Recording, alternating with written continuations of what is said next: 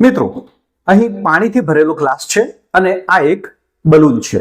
હવે મિત્રો આ બલૂનને જ્યારે પાણી ભરેલા ગ્લાસ ઉપર મૂકવામાં આવે છે અને ત્યારબાદ મિત્રો જ્યારે આ પાણીના ગ્લાસને ઉલટો કરવામાં આવે છે ત્યારે શું થાય છે તે આપણે જોઈએ। તો મિત્રો ગ્લાસમાં પાણી પૂરેપૂરું ભરેલું છે છતાં પણ પાણી નીચે આવતું નથી, તો એની પાછળનું શું વિજ્ઞાન છે તે આપણે જોઈએ। તો મિત્રો આવું શા કારણે થાય છે?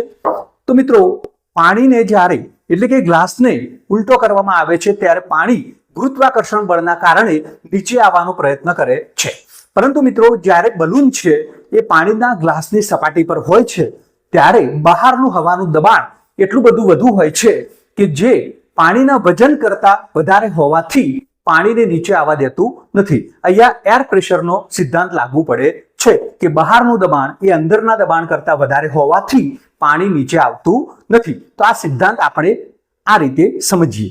હવે મિત્રો આ જ પ્રકારના સાયન્સ ફેક્ટ જાણવા માટે આ ચેનલને સબસ્ક્રાઇબ કરો, તેમજ લાઈક કરો, તેમજ શેર કરો।